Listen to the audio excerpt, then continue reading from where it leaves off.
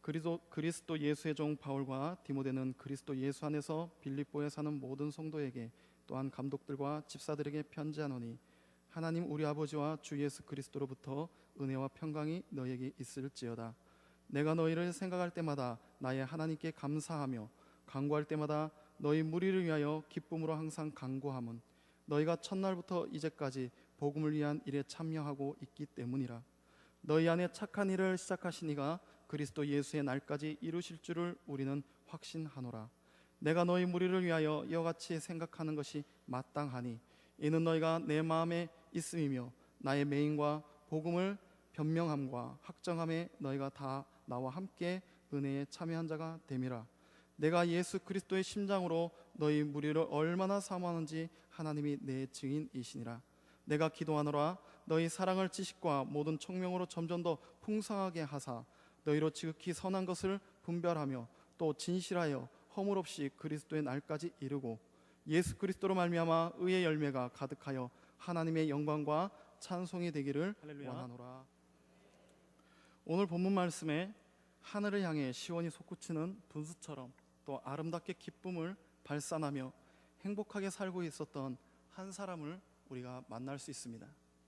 그는 일반적으로 상식적으로 생각해 볼 때 매우 이해하기 어려운 그리스도인이지요. 그 사람을 오늘날에 비교한다면 우리나라의 국회의원직에 해당되는 사회적 신분을 가지고 있었고요. 또 그의 학문적인 업적을 본다면 세계적인 석학이었던 그의 스승의 또 그 스승의 자리를 이어받을 수 있는 오늘날로 이야기한다면 석사 교직을 보장받았던 인물이었습니다. 그런데 그는 어느 날 갑자기 모든 것을 버리고 집을 떠납니다. 그에게 매우 충격적인 한날의 신앙 체험이 그를 진정한 그리스도인이 되게 했던 것입니다. 그는 특별히 교회 개척을 위한 선교사의 사명을 받았고 여러 나라에 가서 이제 복음을 전파합니다. 또 그는 주로 복음의 문이 굳게 닫혀 있는 미전도 종족들과 나라들을 대상으로 이제 집중적으로 이제 선교 활동을 펼치게 됩니다. 그의 삶을 조금 더 들여다본다면 때로는 그는 미친 사람 취급을 당하기도 했고요. 때로는 돌팔매질을 당하기도 했었습니다. 또 오지의 도서지방을 배를 타고 항해하노라면 갖가지의 풍랑으로 인하여서 3번씩이나 배가 파선을 당하기도 했었습니다. 그리고 여러 번 감옥에 갇히기도 했고 매를 맞기도 했지요. 말씀해 보면 이제 최근에도 다시 투옥이 됩니다. 그러나 그는 그가 개척했던 유럽의 유고슬라비아의 내륙에서 북쪽으로 약 64km 떨어진 아주 작은 교회를 향해서 편지를 쓰면서 자신의 상황에 대해서 이야기를 하기를 나는 매우 행복하다라고 이렇게 고백하고 있습니다. 그리고 또 오늘 저와 여러분들에게 이렇게 이야기를 해주고 있습니다. 여러분도 저와 행복하십시오. 저는 기쁘고 여러분도 이 기쁨의 삶을 살아가길 원합니다. 이렇게 권하고 있습니다. 그가 쓴 짤막한 편지에는 기쁨 혹은 기뻐한다는 단어가 무려 16번이나 나옵니다. 이 사람이 누굴까요? 이 사람이 누굴까요? 아마 아시는 분들은 잘 아실 겁니다. 바로 사도 바울을 이야기합니다. 또 오늘 그가 쓴 편지는 우리를 빌립보서라고 합니다. 기쁨은 인생의 가장 창조적이고 건설적인 힘이라고 할 수가 있지요. 그리고 이 기쁨은 삶의 건강한 활력소가 되어줍니다. 빌립보서의 서론에서 바울 사도는 그가 빌립보 교회를 향해서 문안하는 펜을 들면서 기쁨의 인생 또 기쁨의 인간관계를 말해주고 있습니다. 그리고 이 기쁨의 관계를 통해서 형성할 수 있는 기쁨이 넘치는 교회를 마지막으로 언급해주고 있습니다. 생각해 보시기 바랍니다.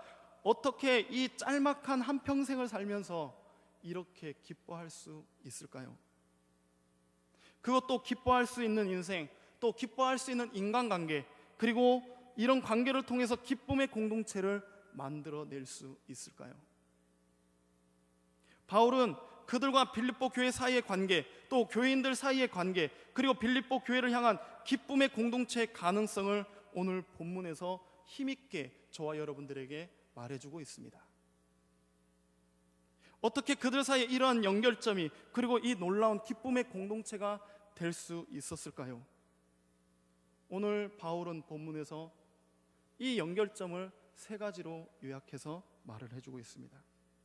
첫 번째로 복음 안에서 교제 때문이라고 바울 사도는 밝히 이야기를 합니다. 바울 사도와 빌립보 교인들의 만남을 가능케 한 것은 오직 하나의 이유지요. 그것이 무엇이라고 생각하십니까? 그것은 바로 복음 때문이었습니다. 그들은 복음 안에서 만났습니다. 우리가 말씀을 살펴보면은 이 배경을 보면 바울은 소아시아를 향해서 선교할 계획을 가지고 소아시아를 향해서 발걸음을 옮기고 있었습니다. 그런데도 이상하게 이 소아시아를 매번 가려고 할 때마다 길이 열리질 않습니다. 그래서 하나님이 그 길을 열어주시지 않나 보다라고 이제 체념을 하지요. 그리고 그날 밤 잠을 잡니다. 그리고 하나의 환상을 보게 됩니다. 그가 가고자 원했던 정반대 방향에 있는 마게도냐의 사람들이 그 바울의 꿈에 나타난 것이죠. 그래서 그들은 바울을 향해서 부르짖습니다. 와서 우리를 도와주십시오. 와서 우리에게 복음을 전해 주십시오. 그래서 바울은 발걸음을 돌려 이제 마게도냐를 향하게 됩니다. 마게도냐의 첫 성이었던 도시 빌립보에서 바울은 한 여인을 만납니다. 그 여인이 바로 루디아라는 여성이지요. 또 점을 쳐서 생계를 유지하는 점치는 여자 아이를 하나를 만나고요. 그리고 감옥 간수 하나를 만나게 됩니다. 바울은 그들에게 이제 복음을 전했고, 그들은 복음을 듣고 빌립보 교회라는 작은 교회를 이제 세우게 됩니다. 그들은 복음의 능력과 복음의 역사 안에서 만났던 것이죠. 그리고 복음은 그들의 삶을 이제 변화시킵니다. 복음은 그들에게 죄사함을 줍니다. 또 복음은 그들에게 영생의 소망을 주었습니다. 그들은 이 복음의 가치를 알았기 때문에 복음 전하는 바울의 그들 앞에 너무나도 이제 소중해졌습니다. 그들은 바울의 선교 사역에 동참하고 싶었죠. 그래서 그들은 복음을 위해서 바울과 하나 되기 시작합니다. 오늘 본문 7절 말씀에서 바울은 이 빌립보 교회 성도들을 향해서 이렇게 고백합니다. 우리 다 같이 7절 말씀을 읽어보겠습니다. 7절 말씀입니다. 다 같이 읽습니다. 시작. 내가 너희 무리를 위하여 이와 같이 생각하는 것이 마땅하니 이는 너희가 내 마음에 있음이며 나의 맹인과 복음을 변명함과 확정함에 너희가 다 나와 함께 은혜에 참여한 자가 됨이라.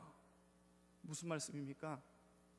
복음을 변명하는 일, 또 그리고 이 영광스러운 복음을 확정하고 증거하는 일에 있어서 여러분은 이 은혜에 저와 함께 동참자가 되었다는 말이지요. 뿐만 아니라 5절에서는 이렇게 말합니다. 너희가 첫날부터 이제까지 복음을 위한 일에 참여하고 있기 때문이라. 처음 만난 것도 복음 때문에 만났습니다. 그리고 지금도 복음 때문에 우리는 만나고 있습니다. 이 복음은 우리의 삶 가운데 놀라운 변화를 가져다 주었습니다. 이제 복음은 우리의 인생 속에 진정한 선한 역사를 낳기 시작했습니다. 우리가 감당할 수 없는 하나님의 선한 역사.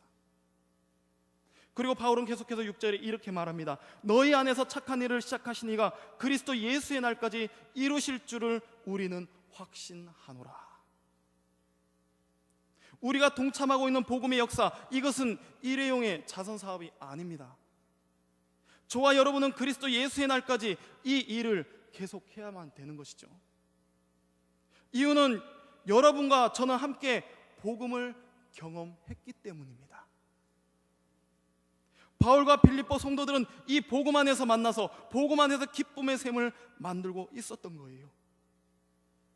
넘치는 기쁨의 샘, 마르지 않는 기쁨의 샘. 여기에서 그들은 목마른 인생을 목을 축이며 마음껏 즐거워하고 있었던 거예요. 사랑하는 성도 여러분, 이런 교제를 누리고 있습니까? 1772년 영국의 한 복판에 매우 영향력 있는 교회가 하나 있었습니다. 이 교회는 그때 당시 존 킬이라고 하는 이제 목사님이 굉장한 영향력 있는 설교자였었습니다. 그런데 이 목사님은 이제 은퇴할 날이 멀지 않았습니다. 그래서 자신의 이제 이 교회를 맡을 후임 목사를 이제 영국의 지역에서 이제 두루 다니면서 살펴보았죠.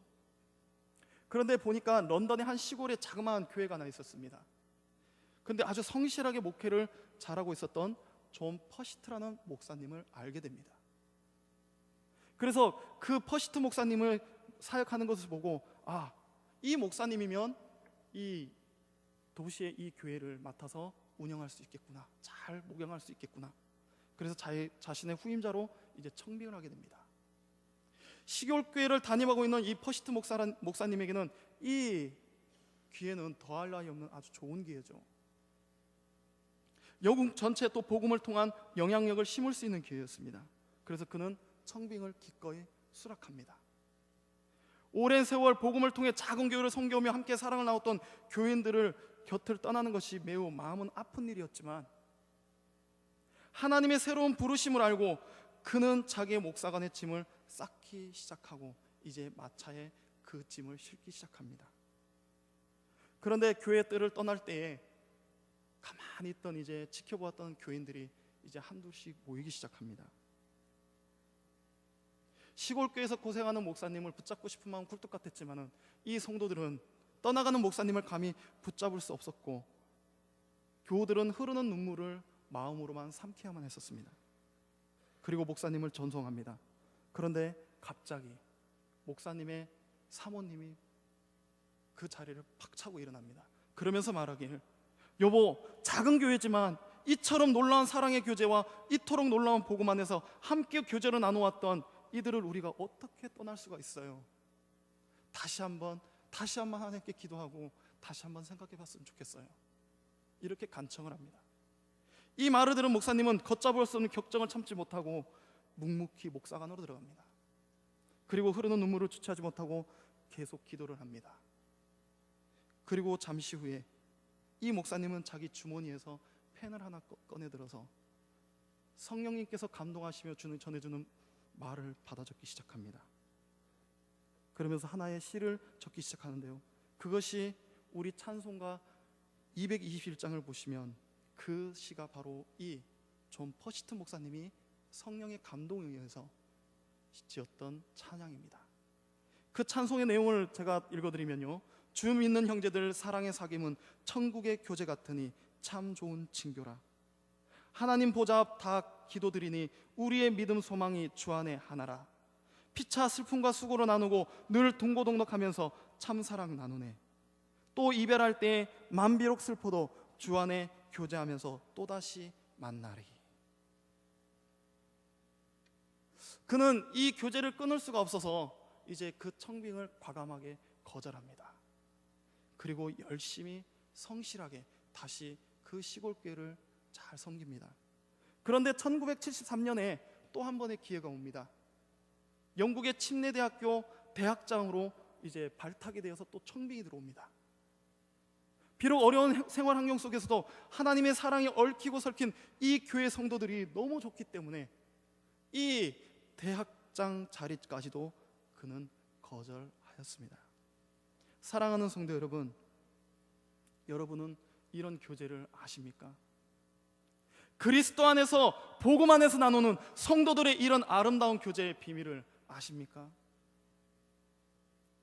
세상에서 우리가 경험하는 보편적인 교제들을 한번 생각해 보시기 바랍니다. 그것들의 교제에는 어떤 조건을 중심으로 한 교제들입니다. 그 조건이 사라지면 함께 사라질 수밖에 없는 교제들이지요. 레크레이션, 오락을 통한 교제, 아니면 인연 혹은 혈연 또는 학연을 따른 우리의 교제들이 참 많습니다. 그러나 모두가 다 사회성을 근거로 한 교제들이지요. 그러나 이 교제를 어떻게 진리의 복음으로 말미암는 그리스도인의 이 성결한 교제와 비교할 수 있겠습니까? 빌립보 교회 공동체에 넘쳐 흐르고 있었던 이 기쁨, 이 기쁨의 비밀, 이것은 바로 복음 때문이었습니다. 우리 전주 서문교회 안에서도 참으로 다양한 계층의 사람들이 성도로 부름받아 거룩한 교회를 이루고 있습니다. 우리를 또 하나의 거룩한 공동체를 만들게 해준 그것은 바로 이 복음입니다. 다양한 사람들이 모여서 예수 그리스도를 믿는 믿음을 통하여서 한 하나님을 섬기는 통일성을 갖는 복음의 힘인 것이죠. 그래서 복음에는 빈부격차가 없습니다. 이것을 뛰어넘습니다. 복음은 사회적 지위나 명성을 뛰어넘습니다. 또 복음은 세대와 세대를 뛰어넘습니다. 그리고 복음은 우리 각자를 낮추게 하여서 하나 되게 합니다. 원하건대 주님께서는 저와 여러분들에게 이 복음의 교제를 향한 눈을 열어주시기를 원하신다는 것입니다. 그러므로 우리도 이 복음이 주는 교제, 이 복음의 진리 안에서 나눌 수 있는 순전한 이 교제의 깊이와 이 교제의 높이와 이 교제의 질과 그리고 이 교제의 영광을 알게 해주기를 우리는 늘 기도해야 될 것입니다. 그렇습니다. 바울과 빌립보 교회를 연결시키고 있었던 그 놀라운 기쁨의 비밀, 그것은 복음의 교제 때문이었습니다. 두 번째로 기쁨이 넘치는 교회가 될 수 있던 이 빌립보 교회, 두 번째로 볼 수 있는 건 그리스도의 심장을 통한 사랑 때문이었습니다. 오늘 본문 8절 말씀을 보시면 바울 사도는 이제 빌립보 교회 성도들을 향한 사랑을 고백을 합니다. 우리 다 같이 8절 말씀 다 같이 읽어보도록 하겠습니다. 다 같이 읽습니다. 시작. 내가 예수 그리스도의 심장으로 너희 무리를 얼마나 사모하는지 하나님이 내 증인이시라. 그렇습니다. 방금 읽었던 8절 말씀에 여러분들의 마음을 치는 말씀이 들어오지 않습니까?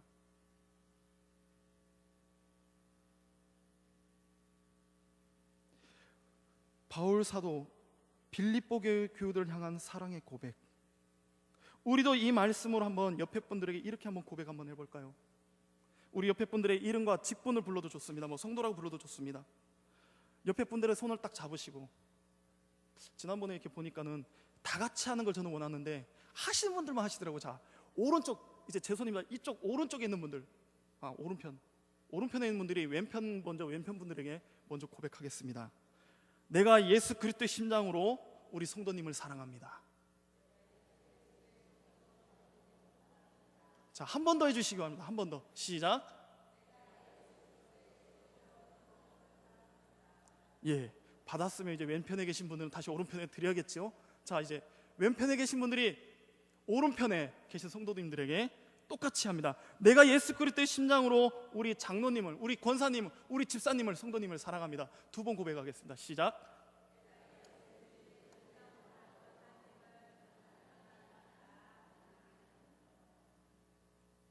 예, 감사합니다. 그러면 이번엔 좀 계속시켜서 죄송합니다. 자, 우리 성도님들이 눈을 감으시고요. 자, 눈을 감으시고요. 눈을 꼭 감지 마십시오. 꼭 감으면 막 이상한 게 막 떠올라요. 지그시 감으시고 여러분의 두 손을 모아서 가슴에 대십시오. 그리고 우리 정말 잔잔하게 정말 주님을 향해서 이렇게 한번 고백합시다. 내가 예수 그리스도의 심장으로 하나님과 이 교회와 성도를 사랑합니다. 내가 예수 그리스도의 심장으로 하나님과 이 교회와 성도를 사랑합니다. 한 번 더 해볼까요?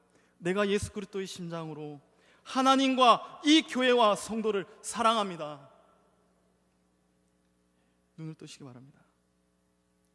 성도 여러분, 정말 예수 그리스도의 심장으로 옆에 계신 분을, 또 교회를, 또 하나님을, 성도를 사랑하십니까? 사랑하십니까? 결탄코 어떤 상황 속에서도 변하지 마시기 바랍니다. 저는 이 말씀을 준비하면서 정말 크게 한 방을 얻어맞았습니다. 예수 그리스도의 심장. 지금까지 신앙생활하면서 열정을 가지고 날마다 기도했었습니다. 한시도 안 빼고요. 하나님, 오늘도 하나님을 사랑하는 열정과 영혼 구원에 대한 열정을 허락해 주옵소서. 근데 뭐가 부족한 것 같더라고요. 근데 말씀을 준비하면서 제 마음을 때리는 게 바로 너는 예수 그리스도의 심장이 있느냐, 이것입니다. 저와 여러분이 옆에 있는 성도를, 교회를 예수 그리스도의 심장으로 사랑하는 증인으로 그러면 누굴 세울 수 있겠습니까? 오늘 말씀을 잘 보십시오.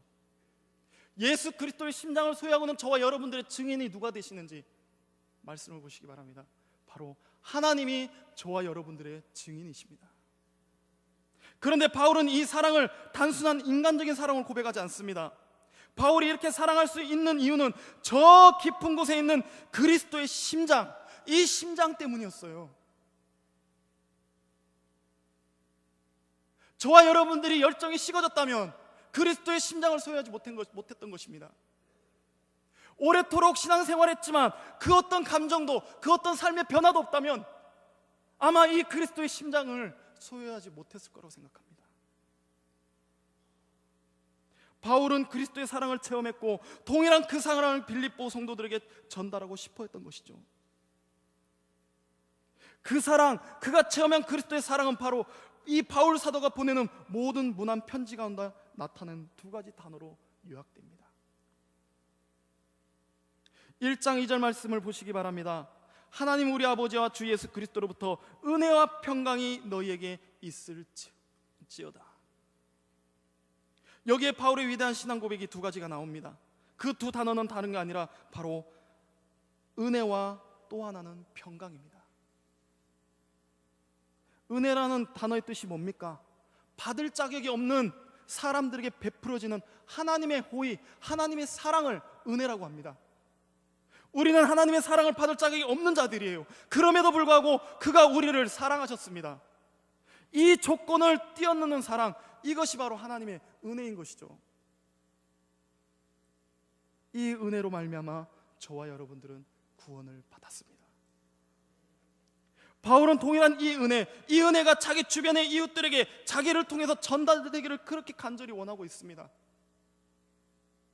내가 경험한 은혜, 내가 경험한 하나님의 평강, 이 예수 그리스도로 말미암은 주의 은혜와 평강이 그의 이웃들에게, 그리고 이 빌립보 성도들에게, 오늘날 전주 서문교회 성도들에게 부어지기를 소원하고 있는 것입니다. 사랑하는 성도 여러분, 그러면 바울은 이런 사랑을 어디에서 배웠을까요? 어디에서 배웠을까요? 그것은 그리스도 예수에게 배운 것입니다. 복음에서 나타난 주님의 목자 없는 양같이 유리하는 양떼를 보았을 때 주님은 이렇게 말씀하셨습니다. 저들을 불쌍히 여기셨다. 저와 여러분들을 바라보고 불쌍히 여기셨다는 거예요. 이 단어의 뜻이 바로 그리스도의 심장이라는 단어의 뜻하고 바로 연결이 됩니다. 불쌍히 여기셨다. 그리스도의 사랑 혹은 심장, 이것을 다른 말로 하면 우리가 늘 하고 있는 긍휼이란 단어가 나오게 됩니다. 긍휼, 불쌍히 여기는 것이죠. 그가 어떤 사람이든지 상관없어요. 내가 예수 그리스도의 심장을 소유하고 있는 한, 내가 예수의 사랑을 경험하고 그것을 알고 있는 한, 소유하고 있는 한, 나에게 내 주변의 사람들이 문제될 게 없다는 얘기예요. 내가 그리스도의 마음으로 그들을 불쌍히 여기고 있고요, 또 우리는 그 사랑을 하게 되는 것이고요, 또 그리스도의 마음의 핵심은 불쌍히 여기는 그 마음인 것입니다. 생각해 보시기 바랍니다. 지난 시간에도 말씀드렸지만 바울인들 싫어하는 사람이 왜 없겠습니까? 우리 그러지 않습니까? 어떤 사람을 딱 떠올리면 생각만 해도 웃음이 지지는 그런 사람이 있어요. 또 어떤 사람을 딱 떠올리면 에이! 이렇게 고개를 돌리는 사람도 있습니다. 그것은 세상 사람들이 하는 거예요. 그러나 저와 여러분들이 할 수 있는 건 뭡니까? 예수 그리스도의 심장으로 이 사람이든 우리는 그들을 사랑할 수 있는 거예요. 이것이 바로 예수 그리스도의 사랑입니다. 이것이 바로 복음의 힘인 거예요.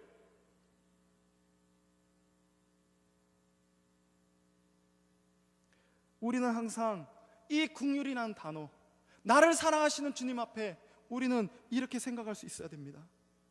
주께서 나를 어떻게 긍휼히 여겨주셨는지, 또 죽을 수밖에 없는 죄인인 나를 어떻게 사랑하시며 나의 죄를 용서해 주셨는지, 내 모든 과오, 내 모든 불성실, 그리고 주님을 향한 내 모자라는 삶의 부분에도 불구하고 나를 불쌍히 여겨주시고 받아주신 그 주님, 바울은 동일한 그 주님을, 주님의 사랑으로 그 이웃들을 우리가 품기를 원하고 있는 것입니다. 이제 그에게 사랑하지 못하고 이해하지 못할 사람은 없습니다. 이제 감히 빌립보 성도들을 향해서 자기를 핍박했던, 그러나 복음을 통해서 변화된 빌립보 성도들을 향해서 이렇게 고백할 수가 있었습니다. 8절을 다시 한번 보실까요? 우리 다 같이 8절 말씀을 다시 한번 읽어보겠습니다. 다 같이 시작.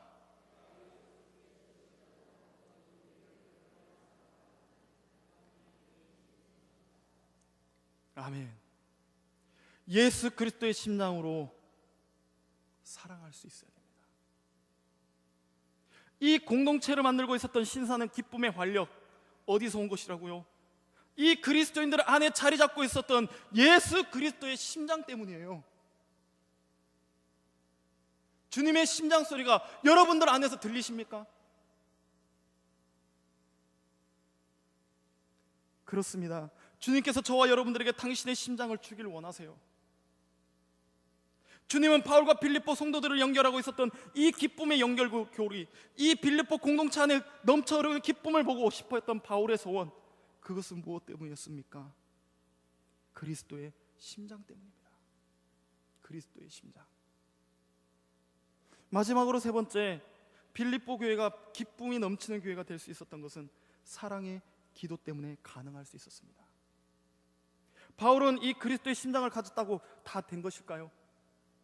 아니지요. 복음의 심장인 그리스도의 심장을 가지고 한 걸음 더 나가서 기도로 모든 것을 품어냈습니다. 9절 말씀을 보시기 바랍니다. 9절 말씀의 첫머리에 무엇이라고 말합니까? 내가 기도하노라. 한번 따라해 보실까요? 내가 기도하노라. 본문의 9절과 10절, 11절은 바울 사도의 빌립보 성도를 향한 구체적인 기도의 내용이 기록되어 있습니다. 내가 여러분을 위해 기도합니다. 기도의 내용을 읽어보면 바울이 빌립보 성도들을 무엇을 위해서 기도하고 있습니까? 사랑입니다. 사랑입니다. 사랑입니다.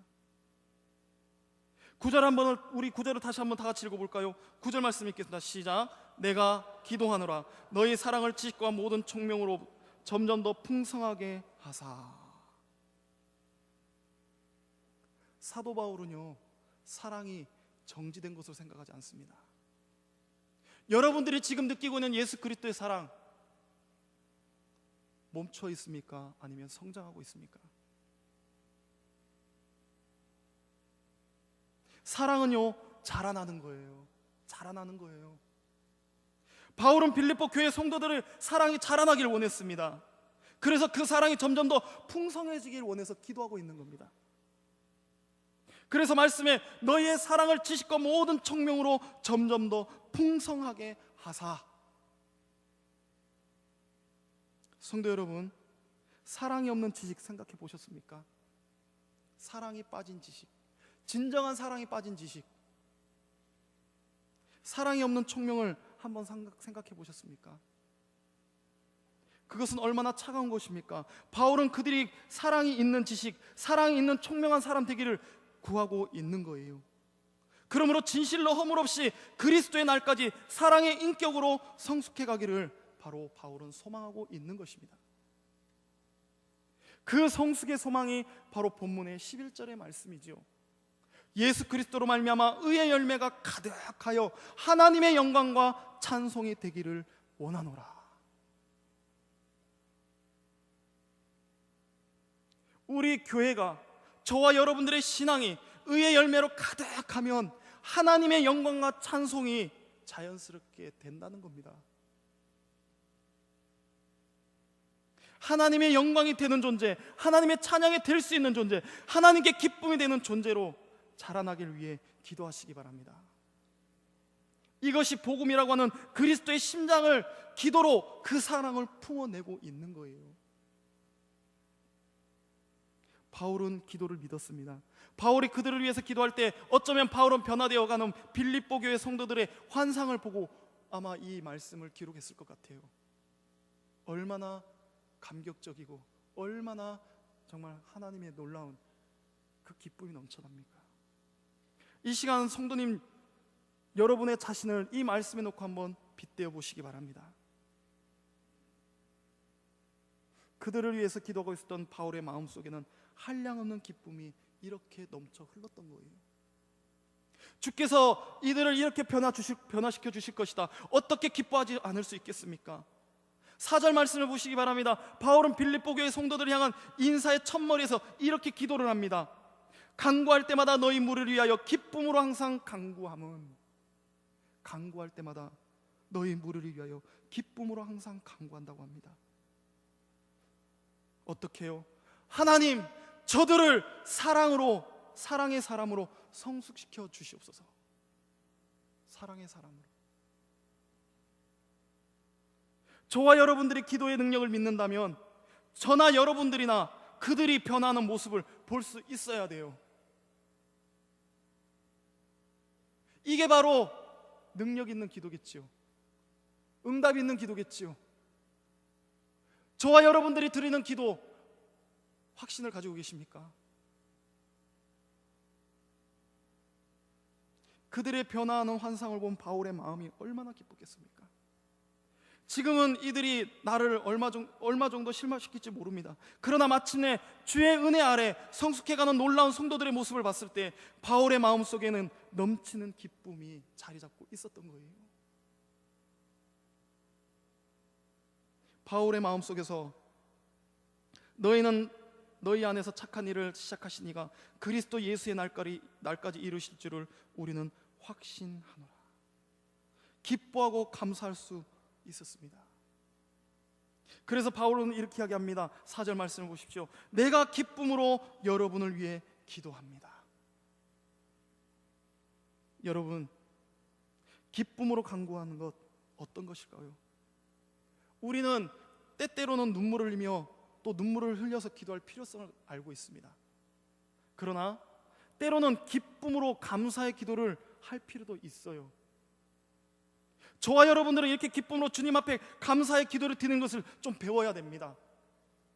오늘날에는 신앙들이 기복신앙으로 변해서 내가 기쁘고 좋은 일이 생기면 이것은 하나님의 은혜예요. 그러나 내가 좀 시험이 들고 잘못됐을 때 우리는 부끄러워서 이거를 감추려고 합니다. 여러분, 좋든 좋지 않든 모두가 하나님의 섭리인 것을 믿으시기 바랍니다. 인정하시기 바랍니다. 창세기를 보면 하나님이 아브라함에게 아들을 약속하지요. 그것도 100살이 거의 가까워져서 아들 소식이 아직도 들려오지 않는데도 또 사라는 이미 생산할 수 없는 시기가 지났습니다. 성경은 그래서 사라를 가리켜서 경수가 끊어졌다고 그러죠. 이제 더 이상 소망이 없습니다. 그런데 어느 날 하나님께서 아브라함에 나타나서 이렇게 이야기합니다. 아브라함아, 내가 이제 아들을 주겠노라. 말씀을 보시면요, 아브라함이요 코웃음을 칩니다. 엎드려가지고 이게 뭔 소리야? 하나님이 아브라함에게 이 말씀하고 있는 이 광경을 이제 아내인 사라가 장막문 뒤에서 지켜봅니다. 그리고 하나님과 아브라함이 나누는 대화를 다 들어요. 그리고 창세기 18장 12절 말씀 보시면요, 사라가 속으로 비웃습니다. 왜요? 사라 자신도 노쇠하였고 아브라함 남편이 아브라함도 늙었기 때문에 아무런 즐거움이 없는데 하나님께서 아들을 준다고 하니까 황당한 거죠. 기가 막힌 거예요. 그런데 하나님께서 그것을 보시고 아브라함에게 이렇게 말씀합니다. 야, 네 아내 사라가 왜 비웃느냐? 사라가 깜짝 놀랍니다. 하나님, 저는 비웃지 않았어요. 하나님께서 그러십니다. 아니다, 너는 비웃었다. 그리고 하나님께서 이렇게 말씀하십니다. 여호와께 능치 못할 일이 있겠느냐? 드디어 하나님이 아브라함 부부에게 약속한 아들을 주셨죠. 그 아들의 이름이 누구지요? 이삭입니다. 이삭의 뜻이, 이름의 뜻이 뭔지 아십니까? 웃음이란 뜻입니다. 웃음. 자, 무엇을 말씀드리고 싶냐면요, 하나님은 우리를 웃게 하신 하나님이에요. 하나님은 저와 여러분의 기쁨이 되어주십니다. 설령 지금 우리가 고통스럽고 가슴이 찢어지고 아프다고 이렇게 울고 있을지라도 웃음의 은혜도 주시는 하나님이 원하시면 언제든지 이 기쁨의 은혜를 주실 수 있다는 말씀이에요. 이 메마르고 황폐한 세대 가운데서 때로 인간의 마음속 깊은 곳에 웃음의 기쁨을 주시는 하나님이십니다. 사랑하는 성도 여러분, 오늘 바울 사도는 자신의 선교의 결실인 빌립보 교회를 향해서 목회자로서의 애정 어린 관심과 그들에 대한 깊은 감사의 마음과 또 함께 그들을 위한 기도를 지금 전달하고 있습니다. 바울은 빌립보 교인들을 위해서 기도하는 가운데 빌립보 교회의 아름다운 신앙은 우연이나 인간의 노력으로 되어지는 것이 아니라 오직 하나님의 뜻에 의해 시작된 것이라는 사실을 확신하며 거듭 강조해주고 있습니다. 또한 빌립보 교인들과 바울 사이에 맺어진 신령한 결속은 인간의 사랑을 넘어선 그리스도의 사랑을 바탕으로 맺어진 사랑의 결속이에요. 그들은 고난 중에서 피차 기도와 간구로 서로를 위로하고 격려하며 도움을 아끼지 않았습니다. 이 같은 빌립보 교인들과 바울의 순수하고도 변함없는 사랑의 교제는 그리스도인의 인간관계가 어떠해야 함을 지금 잘 보여주고 있고요, 더 나아가서 교회가 참 모습이 무엇인지, 그리스도의 사랑의 계명을 몸소 실천하는 것이 바로 교회의 모습인 것을, 이것이 바로 기쁨이 넘치는 교회가 될 수 있음을 저와 여러분들에게, 그리고 오늘 우리 전주 서문교회에게 이야기해주고 있는 것입니다. 성도 여러분, 이러한 기쁨이 우리의 안에 정말 필요하다라고 생각되십니까? 정말 이러한 기쁨이 우리 안에 가득 넘치기를 필요하다라고 생각하십니까? 그렇다면 하나님께 기쁨을 구하시기 바랍니다. 기쁨은 성령의 9가지 열매 중에 기쁨이 있지요. 또 그 기쁨을 통해서 하나님의 보좌를 향해서 나갈 수 있는 삶을 경험하시기 바랍니다. 기쁨으로 또한 사랑을 하시기 바랍니다. 기쁨으로 기도하시기 바랍니다. 기쁨으로 찬양을 드리시기 바랍니다. 3년 전쯤인가요? 나가수라는 프로그램에 그동안 잠적해져 있던 그 임재범이라는 가수가 나옵니다. 그리고 노래 한 번을 딱 부르고 일약 다시 스타가 되어서 모든 세대를 뛰어넘는, 야 정말 대단한 락커다라고 딱 한 번에 서버립니다. 근데 그가 인터뷰 도중에 뭐 그 사람을 자랑하려는 건 아니고요, 이 말을 합니다. 뭐라고 하냐면, 나는 가수다. 가수는 노래할 때 즐거워야 된다. 기뻐야 된다. 제가 그 인터뷰 장면을 볼 때 마음속에 딱 스쳐 지나가는 게 있었습니다.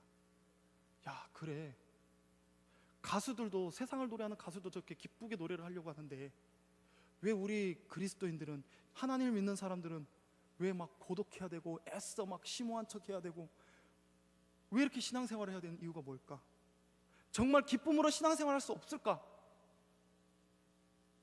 이런 물음이 생기더라고요. 사랑하는 성도 여러분, 믿음은 단순한 겁니다. 애써 막 고민하면서, 물론 그럴 때도 있어요. 하나님께서 원하는 믿음의 분량을 채우기 위해서. 그러나 그렇다고 여러분들의 풍겨지는 이미지가 어떻겠습니까? 다른 사람들에게. 죄송하지만 한번 옆에 있는 분들의 얼굴 한번 바라보시기 바랍니다. 한번 바라보시기 바랍니다. 딱 봤을 때 미소가 지어집니까? 기쁨이 있어야 돼요. 진정한 기쁨이 있어야 됩니다. 이게 바로 교회의 힘이에요. 그 기쁨을 가지려면 정말 그리스도의 심장, 예수 그리스도의 심장이 저와 여러분 안에, 그리고 이 교회 중심 안에 있어야 되는 거예요. 그래야 흘러간 옛 기억들을 되살려 보면서, 또는 지금 겪고 있는, 분립되어 있는 이런 상황에서 설령 나가 있는 저들까지도 우리가 기쁜 마음으로 품고 기도해 줄 수 있는 거예요. 주님은 지금 이거를 원하시고 계십니다.